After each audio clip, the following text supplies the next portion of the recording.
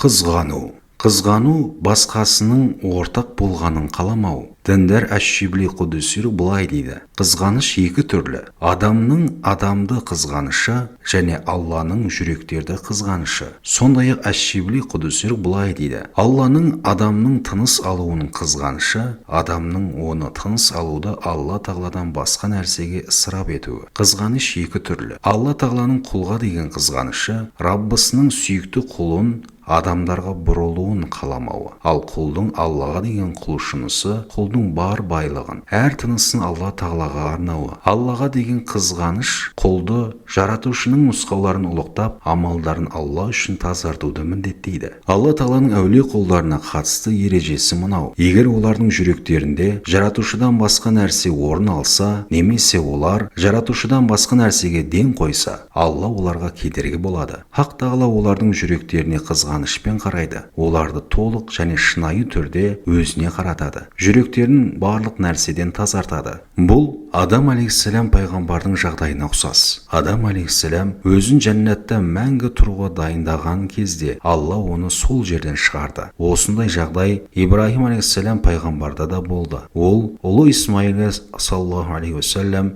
сүйсініп қарай бастады. Алла Тағала оны жүрегінен сүйіспеншілік сезімі кетіп, рухы тазарғанша баласын құрбандыққа шалуды бұйырды. Содан кейін жаратушы баласының орнына қошқарды құрбандыққа шалуды бұйырады. Алла елшісі саллаллаху алейхи уассалам: Алладан асқан қызғаншақ ешкім жоқ. Жаратушы осының арқасында жасырын, ашық, барлық арсыз істі харам етті. Пайғамбарымыз саллаллаху алейхи уассалам: Алла қызғаншақ, мүмин де қызғаншақ. Алла Тағаланың қызғанышы мүмин құл Алланың тыйым салғанын істегенде көрінеді дейді. Ғалымдар былай дейді: бұл хадистердегі қызғаныш пендедегі қызғанышқа ұқсамайды.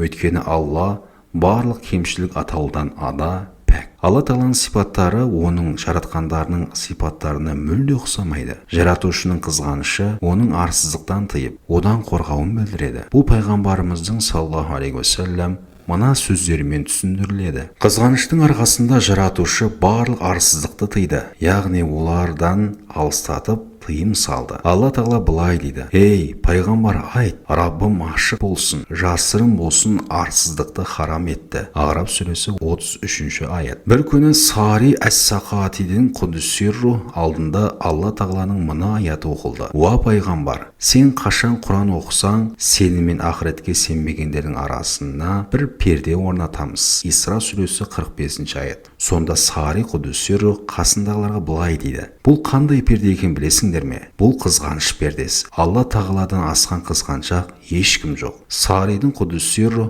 қызғаныш пердесі деген сөзінің мағынасы Алла Тағала кәпірлерді діннің ақиқатын білуге қауқарсыз қылған дегені. Алла Тағала өте қызғаншақ. Алла Тағаланың қызғанышын Алланы тану үшін өз жолынан басқа жол жаратпағандығымен түсіндіруге болады. Алла Тағала пайғамбарлардың біріне мынадай уахи түсірді: бір адамның маған мұқтаждығы болса, мен де оған мұқтажбын. Егер ол менің мұқтаждығымды орындаса, мен де оның қажеттілігін өтеймін. Пайғамбар саллаллаху алейхи уассалам: уа Алла, сен қалайша біреуге мұқтаж боласың деп Аллаға жалбарынады. Сонда Алла Тағала ол адамның жүрегінде менен басқа нәрселер орын алған жүрегін босатсын, мен оның қажеттілігін өтеймін. Тақуалардың бірі былай дейді: Лубнам тауының маңын аралап жүргенімде кенеттен күн мен желден қап-қара болып күйіп кеткен жас жігіт пайда болды. Маған қарады да жалғыздықты қалағандай қаша бастады. Мен оған: